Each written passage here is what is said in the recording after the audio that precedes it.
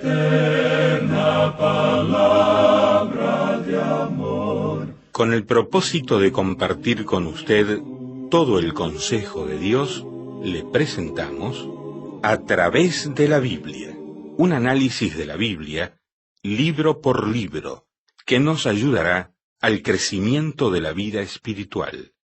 Estos estudios fueron diseñados por el Dr. J. Vernon McGee, destacado maestro y expositor de la Biblia.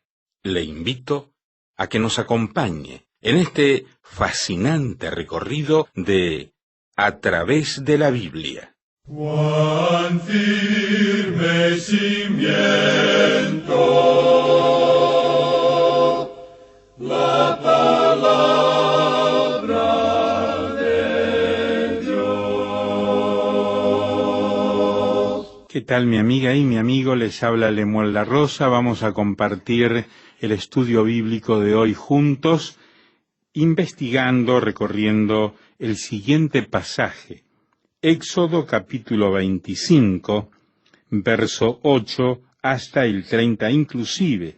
Repito, Éxodo capítulo 25, verso 8 hasta el 30. Tenga su Biblia lista, abierta, y ahora les invito para que oremos. Señor, te damos gracias por tu santa palabra, y pedimos ahora que nos ayudes a entenderla y fuerzas para practicarla. En el nombre de Jesús. Amén. Continuamos hoy, amigo oyente, nuestro viaje por el libro de Éxodo. En nuestro programa anterior comenzamos a considerar el capítulo 25 de este segundo libro del Antiguo Testamento. Y estábamos hablando sobre los materiales para el tabernáculo que Dios había ordenado construir. Concluimos diciendo que se ha estimado que sólo los materiales usados en la construcción de este tabernáculo tenían un valor equivalente a los $5 millones. El tabernáculo era de un tamaño pequeño porque tenía que ser llevado en la marcha por el desierto, pero era muy adornado, rico y hermoso. Hoy vamos a comenzar nuestro estudio con el versículo 8 de este capítulo 25 de Éxodo, y dice así: «Y harán un santuario para mí, y habitaré en medio de ellos». Dios nunca dijo que Él iba a vivir en el tabernáculo. Dijo, sin embargo, que moraría entre los querubines. Ahora, el primer libro de Samuel 4:4, el segundo libro de Samuel 6:2, el segundo libro de Reyes 19:15 e Isaías 37:16, todos dan testimonio de este hecho. Israel era una teocracia y Jehová era el rey. Israel debía ser gobernado por Dios. El arca era el trono de Dios, pero Él no se sentó en ella. El trono estaba entre los querubines, y ahí es donde el hombre se reunía con Dios. Hay una idea que existe hoy en día que declara que Dios mora en un edificio hecho de mano. Eso no es verdad. Hay quienes llaman al edificio de la iglesia la casa de Dios. No es la casa de Dios porque Él no mora en un edificio y nunca moró en uno. El edificio de la iglesia es el lugar donde el hombre se encuentra con Dios. El tabernáculo fue construido para enseñar este hecho a los israelitas. El arca era el trono de Dios y era el primer mueble que debían construir. Ahora leamos el versículo 9 de Éxodo 25. «Conforme a todo lo que yo te muestre, el diseño del tabernáculo y el diseño de todos sus utensilios, así lo haréis». El escritor a los Hebreos nos dice que este tabernáculo terrenal fue modelado conforme al tabernáculo en el cielo. Surge entonces la pregunta, ¿hay un tabernáculo literal en el cielo? Sostenemos que lo hay porque Dios dice que lo hay.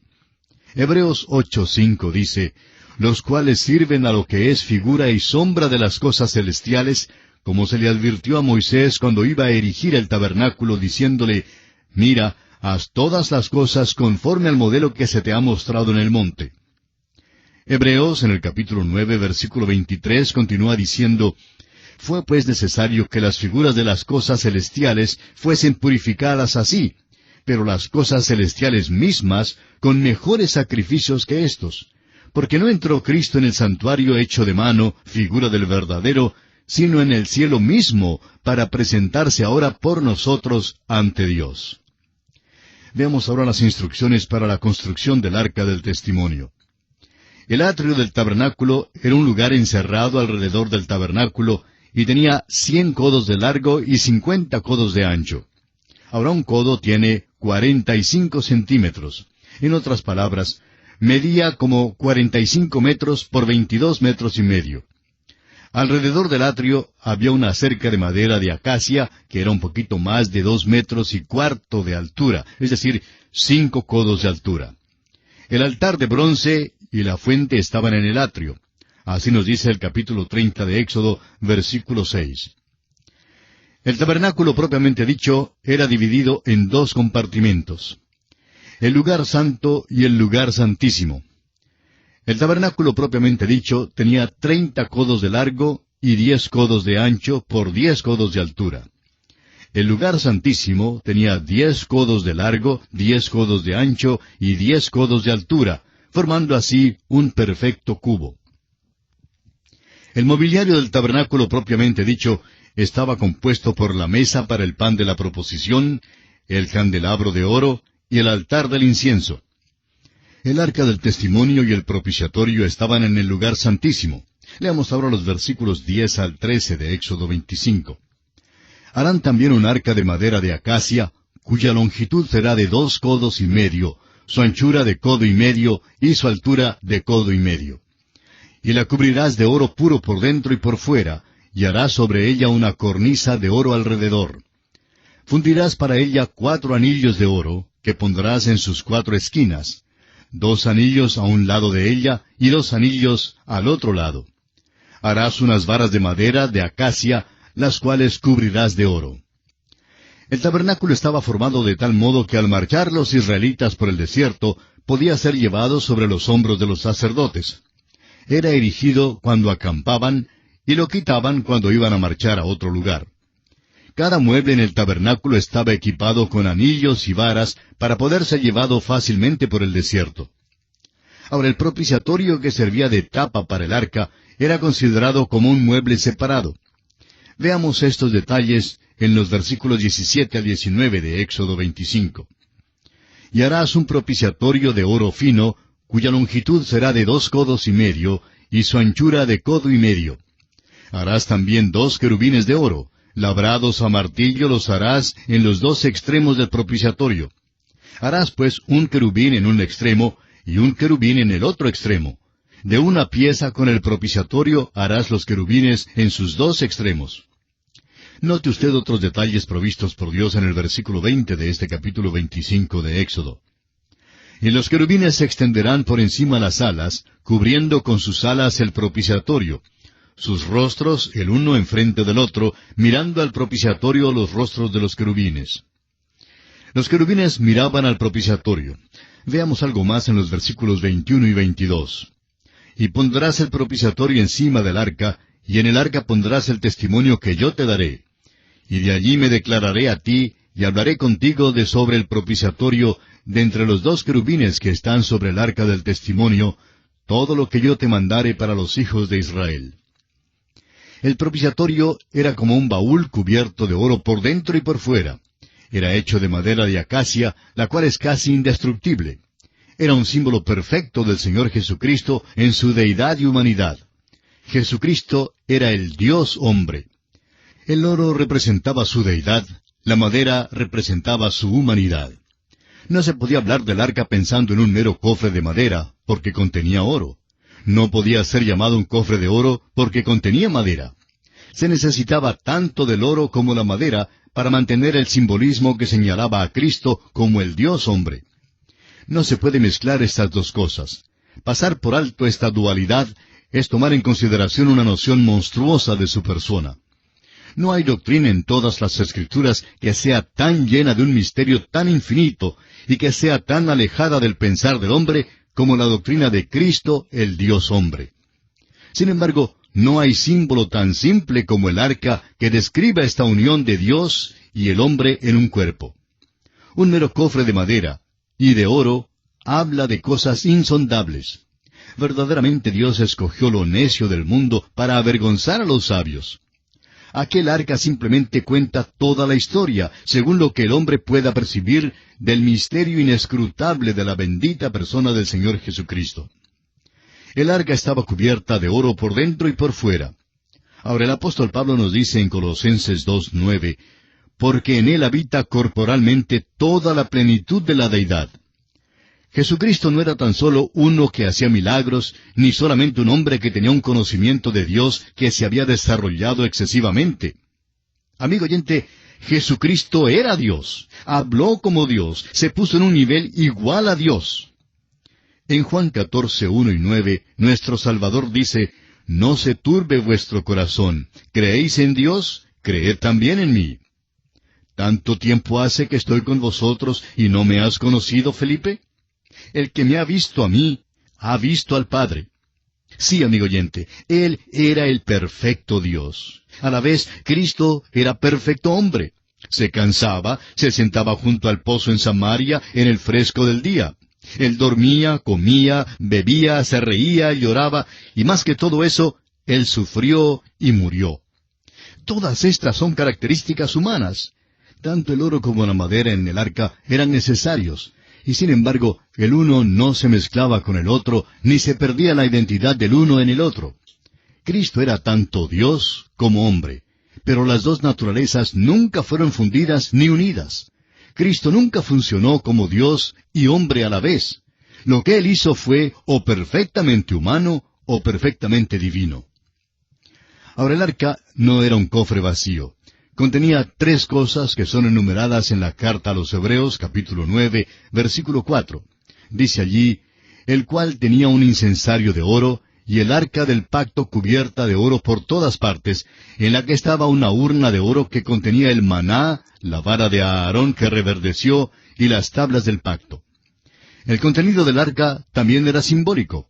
La vara de Aarón que reverdeció habla de la resurrección del Señor. El maná habla del hecho de que Cristo es el pan de vida. Los 10 mandamientos hablan de la vida que vivía Él estando en la tierra, cumpliendo toda la ley y cumpliendo las profecías que fueron dichas acerca de Él. Las tablas del pacto hablan de la majestad de Cristo. Nació rey, vivió como rey, murió un rey y resucitó de entre los muertos como rey. Y Él viene de nuevo a la tierra como rey también. El programa de Dios está en marcha hoy en día y ha estado en marcha desde la eternidad hasta el tiempo cuando Cristo reine sobre esta tierra. La tierra necesita un soberano y el hombre necesita un rey. Algún día esto sucederá. La urna de maná también habla de Cristo como profeta. Cristo habló de parte de Dios, como Juan enseña claramente en su Evangelio capítulo 6, versículo 32, donde dice, de cierto os digo, no os dio Moisés el pan del cielo, mas mi Padre os da el verdadero pan del cielo. Jesucristo fue también el mensaje de Dios al hombre. Es la palabra de Dios y el mismo alfabeto de Dios. Era el Alfa y Omega. Es el primer mensaje de Dios y el último mensaje al hombre. Después que Cristo vino a la tierra como Dios hombre, el cielo ha permanecido en silencio porque Dios no tiene ninguna otra agenda que presentar después de Cristo.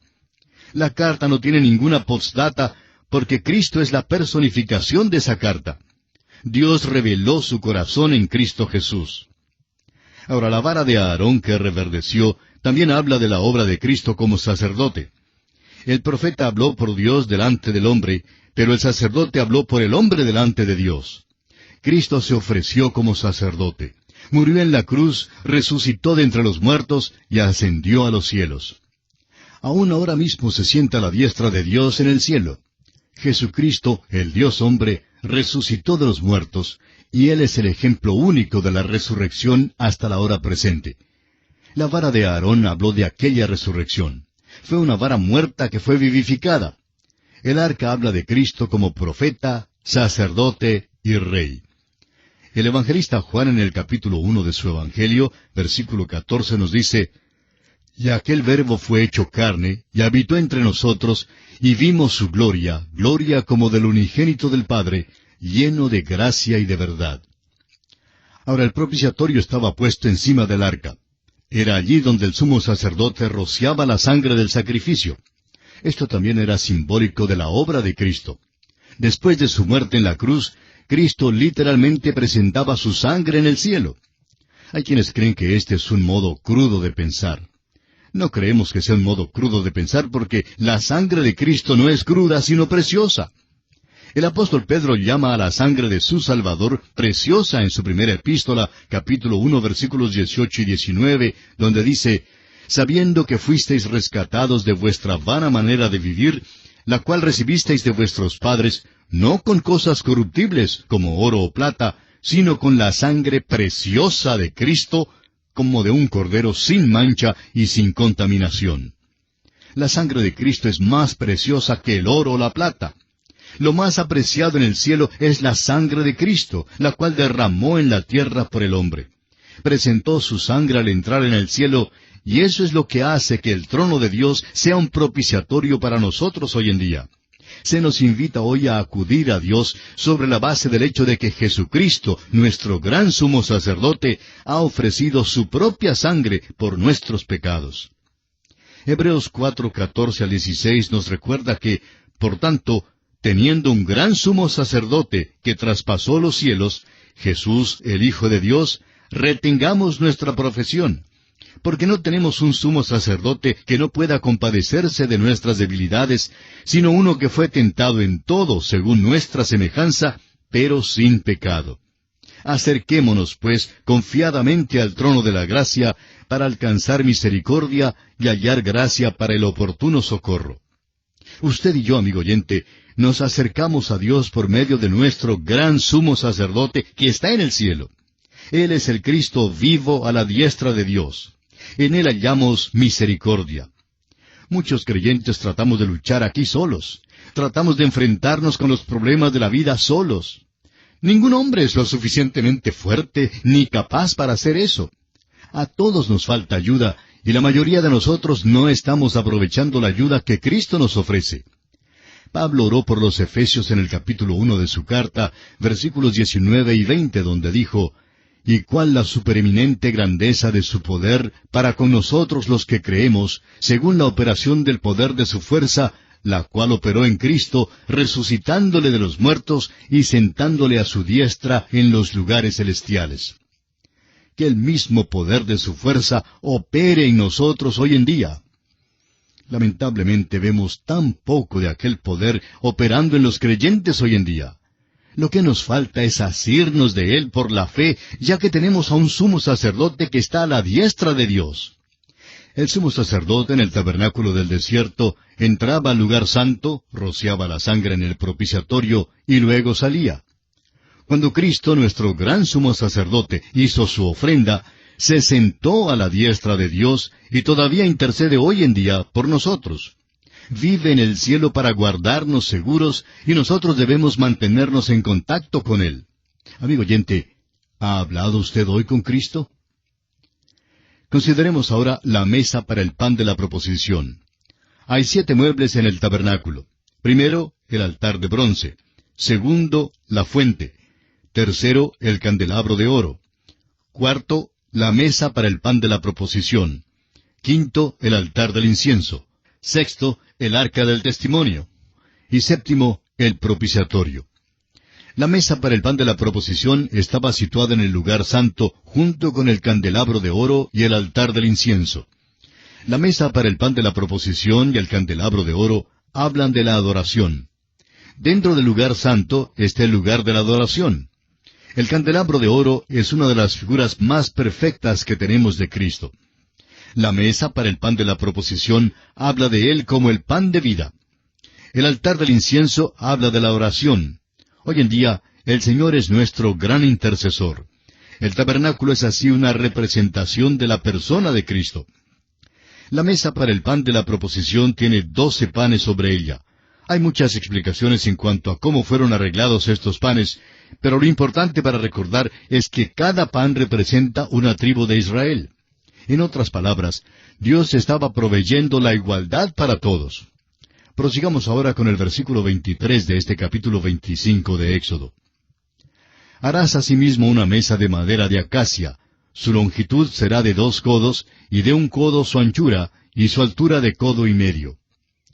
Note usted que la mesa para el pan de la proposición es de 2 codos de largo y 1 codo de ancho, es decir, 2 veces más larga que ancha. Tiene 1 codo y medio de altura. La mesa para el pan de la proposición tiene la misma altura del arca del testimonio. Ahora el versículo 24, y la cubrirás de oro puro, y le harás una cornisa de oro alrededor. La cornisa de oro es un reborde alrededor de la mesa para guardar que el pan no se caiga. Otras especificaciones encontramos en los versículos 25 y 26. Le harás también una moldura alrededor de un palmo menor de anchura, y harás a la moldura una cornisa de oro alrededor. Y le harás 4 anillos de oro, los cuales pondrás en las 4 esquinas que corresponden a sus 4 patas. Una vez más se nos dice que debían meter varas a través de los anillos para que la mesa para el pan de la proposición pudiera ser llevada por el desierto al viajar los israelitas. Era llevada en los hombros de los sacerdotes. Avancemos algo más con los versículos 29 y 30 de Éxodo 25. Harás también sus platos, sus cucharas, sus cubiertas y sus tazones con que se libará. De oro fino los harás. Y pondrás sobre la mesa el pan de la proposición delante de mí continuamente. Tanto el pan como la mesa son figuras de Cristo. Lo representan a Él. La mesa para el pan de la proposición sugiere muchas cosas. Habla de alimentos, de provisiones y de abastecimiento. Es una mesa de salvación. Nuestro Señor dio una parábola en Mateo 22, 1 al 10, la cual nos cuenta de la fiesta de bodas del Hijo del Rey. Ahora los convidados rehusaron venir, y esto incitó al rey a tratar directamente con quienes habían rehusado venir. Habiendo hecho esto, el rey extendió la invitación para que incluyera a aquellos en las salidas de los caminos. En Mateo 22, versículo 10, leemos, «Y saliendo los siervos por los caminos, juntaron a todos los que hallaron». Fueron convidados a venir y a comer. Y así la invitación ha salido al mundo hoy en día, para que todos vengan y participen de la salvación que se halla en el Señor Jesucristo. También es una mesa de providencia. Dios, siendo creador, provee toda la comida necesaria tanto para el hombre como para la bestia. Ahora, gústele o no, amigo oyente, usted come todos los días en la mesa de Dios, hablando de la esfera física. Sin embargo, cuán pocos reconocen esta verdad y se olvidan de darle gracias a Él por sus abundantes provisiones. Dios es quien provee lo necesario para nosotros. Esta mesa también habla de la cena del Señor, como fue instituida por el Señor en las horas antes de su muerte en la cruz. Es una mesa para creyentes. La mesa para el pan de la proposición es una prefiguración de Cristo como el sustentador de la vida espiritual del creyente. La mesa tenía 2 codos de largo, 1 codo de ancho y 1,5 codos de alto. Era hecha de madera de acacia y cubierta de oro. La incorruptible madera de acacia habla de su humanidad. Esta madera era un producto de la tierra, pero no estaba sujeta a la acción química de la tierra. Del mismo modo, nuestro Señor tuvo un cuerpo hecho del polvo de la tierra y concebido en el seno de una virgen. Ahora el oro habla de su deidad, pero el oro no es producido por la tierra. Es separado de ella y tiene un valor inherente. En cuanto a su deidad, Cristo no fue de esta tierra, era Dios, vino de la gloria. Ahora en la mesa eran puestos 12 panes. Se habla de la mesa y del pan como uno. Nosotros hacemos lo mismo hoy en día cuando hablamos de la mesa del Señor. No comemos la mesa, sino que asociamos la mesa con la comida. El pan era cambiado cada sábado. La familia sacerdotal comía con vino. El pan que era quitado lo comía en el lugar santo. El pan habla de Cristo como el dador de la vida. Cristo interpretó esto en Juan capítulo 6, versículo 32, cuando dijo, de cierto os digo, no os dio Moisés el pan del cielo, mas mi Padre os da el verdadero pan del cielo». Un poco tiempo después, en el versículo 35 de este mismo capítulo 6 del Evangelio de Juan, Jesucristo dijo, «Yo soy el pan de vida. El que a mí viene, nunca tendrá hambre, y el que en mí cree, no tendrá sed jamás». El pan de la proposición también habla de Cristo como el sustentador de la vida. La vida eterna es un don y es el maná que descendió del cielo. La persona que recibe el maná recibe entonces la vida eterna. Sin embargo, la vida eterna necesita de una comida especial para sustentarla, para ayudarla a crecer y para hallar fuerza. El pan de la proposición representa a Cristo como aquella comida especial para aquellos que han participado del maná de la vida. Es nuestra oración, amigo oyente, que usted hoy participe de este maná y reciba así la vida eterna en Cristo Jesús. Será pues hasta nuestro próximo programa, Dios mediante, Es nuestra oración que el Señor le bendiga ricamente. Así terminamos por hoy. ¿Cómo le ayudó? ¿Qué le pareció el estudio de hoy? Escríbanos y le contestaremos. Gracias por apoyarnos en oración, ofrendas y donaciones, para que podamos seguir con estos programas en esta emisora. Les enviaremos gratis a los que piden los libros con notas y bosquejos de cada estudio. Escriba a través de la Biblia, apartado 2805, Miami, Florida, 33265, 2805, Estados Unidos. Para nuestros oyentes que viven en Estados Unidos y Puerto Rico, pueden llamar al teléfono gratuito 1-800-880-5339 o escribirnos un correo electrónico a la siguiente dirección: atv@transmundial.org. Este programa fue producido por Radio Transmundial. Todo lo pagó Cristo, quien por mí libremente derramó su sangre carmesí.